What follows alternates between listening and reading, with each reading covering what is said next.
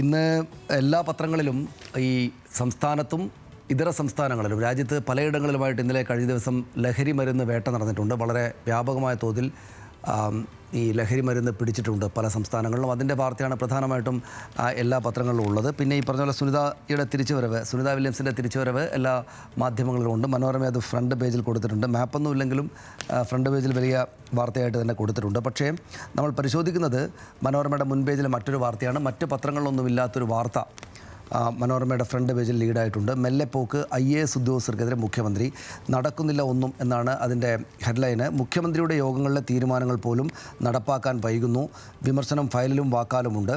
യോഗങ്ങളിൽ താൻ നിർദ്ദേശിക്കുന്ന കാര്യങ്ങൾ പോലും IAS ഉദ്യോഗസ്ഥർ സമയബന്ധിതമായി നടപ്പാക്കുന്നില്ല എന്ന ഗുരുതര ആരോപണവുമായി മുഖ്യമന്ത്രി പിണറായി വിജയൻ. തീരുമാനങ്ങൾ നടപ്പാക്കുന്നെന്ന് ഉറപ്പാക്കാൻ മാർഗ്ഗനിർദ്ദേശങ്ങൾ തയ്യാറാക്കണമെന്നും മുഖ്യമന്ത്രി നിർദ്ദേശിച്ചു. എന്നിട്ട് ഇങ്ങനെ ഓരോ വകുപ്പിലും നടപ്പാക്കാൻ ബാക്കിയുള്ള തീരുമാനങ്ങളുടെ കണക്കെടുക്കാൻ ചീഫ് സെക്രട്ടറി വകുപ്പ് മേധാവികളോട് ആവശ്യപ്പെട്ടിട്ടുണ്ട്. പിണറായി സർക്കാരിൻ്റെ കാലാവധി പൂർത്തിയാകാൻ 1 വർഷം മാത്രം ബാക്കിയുള്ളപ്പോൾ ചില മുഖ്യ പദ്ധതികൾ ഇപ്പോഴും ഇഴയുന്നതാണ് മുഖ്യമന്ത്രിയെ ചൊടിപ്പിച്ചത് എന്ന് ഈ വാർത്തയിൽ പറയുന്നു. തുടർന്ന് മുഖ്യമന്ത്രിയുടെ പരാതിയെ തുടർന്ന് തീരുമാനങ്ങൾ വേഗത്തിൽ നടപ്പിലാക്കാനുള്ള നടപടികൾ സെക്രട്ടറിമാർ ആരംഭിച്ചിട്ടുണ്ട് എന്ന് ഈ വാർത്തയിൽ പറയുന്നുണ്ട്.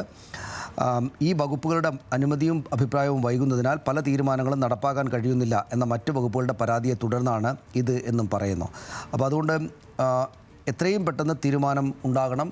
മുഖ്യമന്ത്രി മുന്നോട്ട് വച്ചിരിക്കുന്ന പദ്ധതികളിൽ വേഗം നടപടികൾ ഉണ്ടാകണം. മുഖ്യമന്ത്രി പറയുന്ന കാര്യങ്ങൾ പോലും വൈകുന്നു എന്നതാണ് ആ വാർത്തയുടെ ക്രക്സ്. വകുപ്പ് സെക്രട്ടറിമാരുടെ ഓരോ യോഗങ്ങളിലും തീരുമാനങ്ങളുടെ പുരോഗതി ഇനി സ്ഥിരം അജണ്ടയായി ഉൾപ്പെടുത്തും. മുഖ്യമന്ത്രിയോ മന്ത്രിമാരോ നിർദ്ദേശിച്ച ഏതെങ്കിലും തീരുമാനങ്ങൾ നടപ്പാക്കുന്നതിന് നയപരമായ തടസ്സങ്ങളുണ്ടെങ്കിൽ അക്കാര്യം സെക്രട്ടറിമാർ യോഗത്തിൽ അറിയിച്ച് പരിഹാരം കാണണമെന്നും ഈ വാർത്തയിൽ പറയുന്നു. പ്രധാനപ്പെട്ട വാർത്തയാണത്. അത് ആ നിലക്ക് വലിയ പ്രാധാന്യത്തോടെ മനോരമ മുൻപേജിൽ വിന്യസിച്ചിട്ടുണ്ട്. അത് മറ്റു പത്രങ്ങളിൽ ഇല്ലാതാനും. മനോരമയുടെ ഉൾപേജിൽ ഇന്നിപ്പോൾ ആശാവർക്കർമാരുടെ സമരം അവിടെ നടക്കുകയാണല്ലോ സെക്രട്ടേറിയറ്റിനകത്ത്. അപ്പോൾ അവിടെ മനോരമയുടെ ഉൾപേജിൽ ഈ സമര നേതാക്കളായിട്ടുള്ള Kerala Asha health workers association president MA Bindu, സമരസമിതിയുടെ കോർഡിനേറ്റർ S മിനി എന്നിവരുമായിട്ട് അഭിമുഖമുണ്ട് മനോരമയുടെ ഉൾപേജിൽ 7-ാം പേജിൽ. ഞങ്ങളുടെ ചിരി ഇല്ലാതാക്കാനാണ് അവർ ശ്രമിക്കുന്നത്, ചിരിച്ചുകൊണ്ട് തന്നെ അവസാനം വരെയും സമരം ചെയ്യുമെന്ന ഒരു പ്രസ്താവന അവരുടേതായിട്ട് ചിരിക്കുന്ന ഫോട്ടോയോടൊപ്പം മനോരമ വിന്യസിച്ചിട്ടുണ്ട്. അതിനകത്ത് എനിക്ക് കൗതുകം തോന്നിയ ചോദ്യങ്ങൾ, ഒരു 4-5 ചോദ്യങ്ങളുണ്ട്. അതിനകത്ത് എനിക്ക് കൗതുകം തോന്നിയ ചോദ്യം, നിങ്ങളുടെ ആവശ്യങ്ങൾ നടപ്പാക്കേണ്ടത് കേന്ദ്രമാണെന്നാണ് സംസ്ഥാനം പറയുന്നത് എന്ന് റിപ്പോർട്ടർ ചോദിക്കുമ്പോൾ അവരുടെ മറുപടി ഇതാണ്: കേന്ദ്ര പദ്ധതിയാണെങ്കിലും സംസ്ഥാന സർക്കാരിന് കീഴിലാണ് ജോലിയുടെ സ്വഭാവവും സമയവും തീരുമാനിക്കേണ്ടത് സംസ്ഥാനമാണ്. സമരക്കാരെ ചർച്ചയ്ക്ക് ക്ഷണിക്കാനുള്ള ജനാധിപത്യ ബോധം സർക്കാരിനുണ്ടായിട്ടില്ല. അത് വേണം. ഓരോ ഫയലും ഓരോ ജീവിതമാണെന്ന് പറഞ്ഞ് അധികാരത്തിലേറിയ മുഖ്യമന്ത്രിയാണ് ഭരിക്കുന്നത്. ആ കരുതൽ വേണം എന്നതാണ് അവരുടെ മറുപടി. ഈ സമരത്തിന് രാഷ്ട്രീയമുണ്ടോ എന്ന് ചോദിക്കുമ്പോൾ ഈ സംഘടന കക്ഷി രാഷ്ട്രീയത്തിന് അതീതമാണ് എന്നവർ പറയുന്നു. ഞങ്ങളെ മാനസികമായി തളർത്തുകയായിരിക്കും സർക്കാരിൻ്റെ ലക്ഷ്യം. അങ്ങനെ ഞങ്ങൾ തളരില്ല എന്ന് പറയുന്നുണ്ട്. പിന്നെ 13,000 രൂപയിലധികം വേതനം കൈപ്പറ്റുന്ന ആശാപ്രവർത്തകരുണ്ടെന്ന് സർക്കാർ പറയുന്നു എന്ന് ചോദ്യകർത്താവ് ചൂണ്ടിക്കാണിക്കുമ്പോൾ നിബന്ധനകളോടെയാണ് 7,000 രൂപ ഓണറേറിയം നൽകുന്നത്. കേന്ദ്ര സർക്കാരിൻ്റെ ഫിക്സഡ് ഇൻസെൻറ്റീവ് 2,000 രൂപയുണ്ട്. അത് കഴിഞ്ഞാൽ മാനദണ്ഡം പാലിച്ച് മാത്രം കിട്ടുന്ന വേരിയബിൾ ഇൻസെൻറ്റീവ് ഉണ്ട്. ഈ മാനദണ്ഡങ്ങളെല്ലാം നോക്കിയാണ് പരമാവധി 13,200 രൂപ കിട്ടുമെന്ന് പറയുന്നത്. കേരളത്തിൽ ഏതെങ്കിലും ആശാപ്രവർത്തകർക്ക് എല്ലാ മാസവും ആ തുക കിട്ടുന്നുണ്ടോ എന്ന ചോദ്യവുമുണ്ട്. ഇത് ഇങ്ങനൊരു പരിപാടി, സമരം അവിടെ നടക്കുമ്പോൾ സ്വാഭാവികമായിട്ടും നമ്മൾ കേന്ദ്ര പദ്ധതി കൂടെയായ ആശാവർക്കർ നമ്മൾ പലപ്പോഴായിട്ട് പരിശോധിച്ചതാണ് സേതുലക്ഷ്മി ഇത്. പക്ഷേ അതിനകത്ത് ഈ കേന്ദ്ര സർക്കാരിനെതിരെ അല്ലെങ്കിൽ കേന്ദ്രം ഇതിനകത്ത് കുറെ കൂടെ പണം കൂട്ടണം, ആശാവർക്കർമാരെ സഹായിക്കണം എന്ന ഒരു വാചകം പോലും ഈ സമരക്കാർ പറഞ്ഞിട്ടില്ല എന്നത് എനിക്ക് വലിയ ഒരു സുഖകരമല്ലാത്തതായിട്ട് തോന്നി. നമ്മൾ നേരത്തെയും അത് പലതവണയായിട്ട് പറഞ്ഞാണ്. പക്ഷേ ഇന്നത്തെ സമരത്തിലും കേന്ദ്ര സർക്കാരിനെതിരെ ഒന്നും പറയാൻ അവർ തയ്യാറല്ല എന്നതാണ് അതിലെ കാര്യം. രണ്ടാമതായിട്ട് നമുക്ക് ദേശാഭിമാനി പത്രം പരിശോധിച്ചാൽ മറ്റു പത്രങ്ങളിലില്ലാത്ത ചില വാർത്തകൾ അതിനകത്ത് സ്വാഭാവികമായിട്ടുമുണ്ട്. പ്രത്യേകിച്ചും കഴിഞ്ഞ ദിവസം ഈ കളമശ്ശേരി പോളിടെക്നിക്കിലെ ലഹരി വേട്ടയുമായി ബന്ധപ്പെട്ട് ഈ ഷാലിക്ക് എന്ന് പറയുന്ന പിടിയിലായ ആൾ KSU നേതാവ് തന്നെ, കൂടുതൽ തെളിവ് എന്നൊരു വാർത്ത അവർ മുൻ പേജിൽ വിന്യസിച്ചിട്ടുണ്ട്. ഈ KS ഷാലിക്ക് KSUവിൻ്റെ പ്രധാന നേതാവാണ്. ഓട്ടോമൊബൈൽ എഞ്ചിനീയറിംഗ് ബാച്ച് വിദ്യാർത്ഥിയായ ഷാലിക്ക് 2021 പോളിടെക്നിക്കിലെ KSU യൂണിറ്റ് സെക്രട്ടറിയുമായിരുന്നു.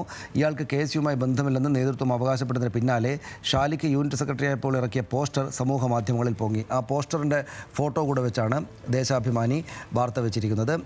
SFI നേതാവാണ് അല്ലെങ്കിൽ SFIക്കെതിരെയാണ് ഏറ്റവും കൂടുതലായിട്ട് ആക്ഷേപം ഉയർന്നത് എന്നതുകൊണ്ട് അവരത് KSUക്കാർ കൂടെ ഉണ്ട്, അല്ലെങ്കിൽ KSUക്കാരാണ് പ്രധാനപ്പെട്ട കക്ഷികൾ എന്ന് പറയാൻ വേണ്ടിയിട്ട് ദേശാഭിമാനി, CPIMൻ്റെ പാർട്ടി പത്രമായിട്ടുള്ള ദേശാഭിമാനി ശ്രമിക്കുന്നതാണ് നമ്മൾ മുൻ പേജിൽ കാണുന്നത്. ഇപ്പോൾ ഉൾപേജിലും അതേപോലെ ഒരു വാർത്തയുണ്ട്. കഞ്ചാവ് കേസിലെ പ്രതികൾ KSU എന്ന് ഒന്നുകൂടെ വിശദമാക്കിയിട്ട് ദേശാഭിമാനി കൊടുത്തിരിക്കുകയാണ്. പക്ഷേ അത് മാധ്യമ വിമർശനമാണ്. മനോരമയുടെ കരുതൽ, മാതൃഭൂമിയുടെ തലോടൽ എന്നാണ് തലക്കെട്ട്. കളമശ്ശേരി പോളിടെക്നിക്കിൽ കഞ്ചാവുമായി പിടിയിലായവർ KSU നേതാക്കളാണ് എന്നത് വ്യക്തമായതോടെ കരുതൽ നൽകി മാധ്യമങ്ങൾ. SFIയെ കരിവാരി തേച്ച് വാർത്ത കൊടുക്കുകയും SFI പിരിച്ചുവിടണമെന്ന് കോൺഗ്രസ് നേതാക്കളെ കൊണ്ട് പ്രസ്താവന ഇറക്കുകയും ചെയ്ത മാധ്യമങ്ങളാണ് പ്രതികൾ KSUക്കാരായതോടെ തലോടലുമായി ഇറങ്ങിയത് എന്ന് ഈ വാർത്തയിൽ പറയുന്നു. ദൃശ്യമാധ്യമങ്ങൾ SFIയെ പ്രതിസ്ഥാനത്ത് നിർത്തി അടുത്ത ദിവസം വലത് പത്രങ്ങൾ ഇത് ഏറ്റെടുത്തു. SFI നേതാവ് പിടിയിലായെന്ന് മനോരമയും മാതൃഭൂമിയും വാർത്ത നൽകി. ഇത് ഏറ്റെടുത്ത് കോൺഗ്രസ് നേതാക്കൾ രംഗത്ത് വന്നു. രണ്ടാം ദിവസമായപ്പോൾ സത്യം പുറത്തു വന്നു. ഈ 1 കിലോയിലേറെ കഞ്ചാവും തൂക്കാനുള്ള ത്രാസും പിടികൂടിയത് KSU നേതാവിൻ്റെ മുറിയിൽ നിന്നാണെന്ന് വ്യക്തമായി. ജയിലിലുള്ളത് 3 KSU നേതാക്കളാണെന്ന് വ്യക്തമായി. KSU നേതാവും മുൻ യൂണിറ്റ് സെക്രട്ടറിയുമാണ് കഞ്ചാവ് ഹോസ്റ്റലിലെത്തിച്ച് ഇതെല്ലാം മറച്ചുവെച്ചു. ഞായറാഴ്ചയും മനോരമയ്ക്കും മാതൃഭൂമിക്കും കഞ്ചാവ് തന്നെയായിരുന്നു പ്രധാന വാർത്ത. കഴിഞ്ഞ ദിവസം SFI ആക്രമിച്ച് വാർത്ത സൃഷ്ടിച്ചവർ സന്മാർഗ പാതയിലെത്തി. എന്നാലും വാർത്തയിൽ എവിടെയും ജയിലിലുള്ളവർ KSU നേതാക്കളെന്നില്ല. എന്നാൽ കേസിൽപ്പെട്ടതിനാൽ അഭിരാജ് എന്ന വിദ്യാർത്ഥിയെ SFIയിൽ നിന്ന് പുറത്താക്കിയത് പ്രത്യേകം തലക്കെട്ടിൽ നൽകി എന്ന് അതിനകത്ത് ഈ വാർത്തയിൽ ഈ സംഭവവുമായി ബന്ധപ്പെട്ട് ദേശാഭിമാനി അവരുടെ ധാർമ്മിക രോഷം പ്രകടിപ്പിക്കുകയാണ്. നമ്മൾ ഹിന്ദു പത്രത്തിലേക്ക് പോയാൽ ഇന്ന് എല്ലാ പത്രങ്ങളിലും ഉണ്ട് ആ വാർത്ത. പ്രധാനമന്ത്രി നരേന്ദ്രമോദി സാധാരണഗതിയിൽ അഭിമുഖങ്ങൾ കൊടുക്കാറ് പതിവില്ലല്ലോ, വളരെ അപൂർവമായിട്ടാണത്. അങ്ങനെ ഒന്ന് സംഭവിച്ചതുകൊണ്ട് അതിലെ വിശദാംശങ്ങൾ വളരെ പ്രാധാന്യത്തോട് കൂടിയിട്ട് എല്ലാ പത്രങ്ങളും നൽകിയിട്ടുണ്ട്.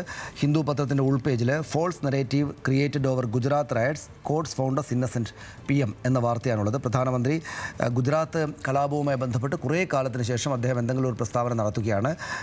കോടതികൾ ഞങ്ങളെ ഇന്നസെൻ്റ് ആണെന്ന് കണ്ട് വെറുതെ വിട്ടിട്ടുണ്ട് എന്നാണ് അദ്ദേഹം പറയുന്നത്. വളരെ രാഷ്ട്രീയ പ്രാധാന്യമുള്ളൊരു വാർത്തയാണത്. Prime minister Narendra Modi has said the discourse around the 2002 post Godhra riots in Gujarat was an attempt to create A false narrative എന്നിങ്ങനെ വിശദമാക്കുകയാണ്. In A podcast with Lex Friedman, mister Modi said the perception that the 2002 riots where the biggest riots ever in Gujarat was an attempt to push misinformation. അതായത് 2002 ഗുജറാത്ത് കലാപം, നമ്മൾ വലിയതായിട്ട് അറിയുന്ന ഗുജറാത്ത് കലാപം ഗുജറാത്തിലെ ഏറ്റവും വലിയ വർഗീയ കലാപമായിരുന്നു എന്നത് ഒരു തെറ്റായ ധാരണയാണ് എന്നാണ് പ്രധാനമന്ത്രി പറയുന്നത്.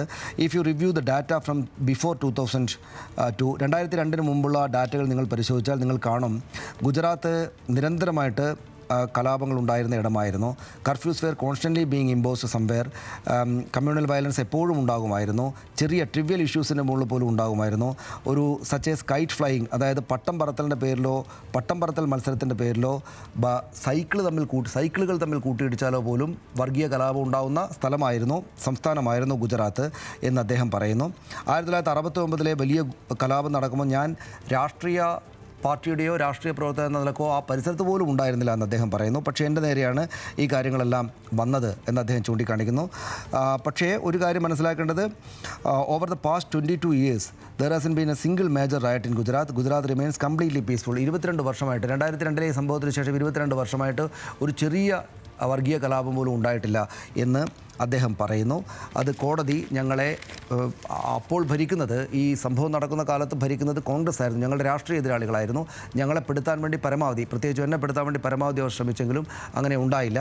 കോടതി ഇതെല്ലാം പരിഗണിച്ചിട്ട് കോടതി ഞങ്ങളെ വെറുതെ വിടുകയാണ് ഉണ്ടായത് എന്ന് പ്രധാനമന്ത്രി നരേന്ദ്രമോദി പറയുന്നു. കൃത്യമായിട്ടും വിശദമായിട്ട് ഒരുപാട് കാര്യങ്ങൾ പരിശോധിക്കേണ്ടുന്ന ഒരു ഇൻ്റർവ്യൂ ആണ് നരേന്ദ്രമോദിയുടെ ഭാഗത്തു നിന്നുണ്ടായിരിക്കുന്നത്. നമുക്ക് ഒറ്റ വാർത്ത കൂടെ വായിച്ച് സുപ്രഭാതം പത്രത്തിൽ നമുക്കിത് അവസാനിപ്പിക്കാം. Press stop. സുപ്രഭാതം പത്രത്തിൽ ഫ്രണ്ട് പേജിൽ ഇതേ പ്രധാനമന്ത്രിയുടെ അഭിമുഖത്തെക്കുറിച്ചുള്ള വാർത്തയുണ്ട്. അതിങ്ങനെയാണ്: ഗുജറാത്ത് വംശഹത്യ നിസ്സാരവൽക്കരിച്ച് പ്രധാനമന്ത്രി എന്നാണ് ടൈറ്റിൽ. 2002 ഗുജറാത്ത് മുഖ്യമന്ത്രിയായിരിക്കെ നടന്ന മുസ്ലിം വംശഹത്യ നിസ്സാരവൽക്കരിച്ച് പ്രധാനമന്ത്രി നരേന്ദ്രമോദി. ഗുജറാത്ത് കണ്ട ഏറ്റവും വലിയ കലാപമായിരുന്നില്ല അതെന്ന് പറഞ്ഞ മോദി, മുമ്പും നിരവധി വർഗീയ കലാപങ്ങൾ ഗുജറാത്തിൽ ഉണ്ടായിട്ടുണ്ടെന്നും ചൂണ്ടിക്കാട്ടി. ന്യൂസ് ബോർഡ് ഇന്ന് മറ്റ് വിശദാംശങ്ങൾ നമ്മൾ നേരത്തെ പറഞ്ഞുള്ള വിശദാംശങ്ങളാണ്. പക്ഷേ സുപ്രഭാതം അത് ഗുജറാത്ത് വംശഹത്യ നിസ്സാരവൽക്കരിക്കുകയാണ് പ്രധാനമന്ത്രി എന്ന അവരുടേതായിട്ടുള്ള രാഷ്ട്രീയ ആംഗിളിലാണ് നൽകിയിരിക്കുന്നത്. എന്തായാലും പ്രധാനമന്ത്രിയുടെ അഭിമുഖം, അതുമായി ബന്ധപ്പെട്ട വാർത്തകൾ ഈ ദിവസവും വരും ദിവസങ്ങളിലൊക്കെ വലിയ തോതിൽ ചർച്ച ചെയ്യപ്പെടും. മറ്റൊരുപാട് വിവരങ്ങൾ അതുമായി ബന്ധപ്പെട്ടുണ്ട്. മനോരമയിലും മാതൃഭൂമിയിലും ഒക്കെ ആ വാർത്തകളുണ്ട്.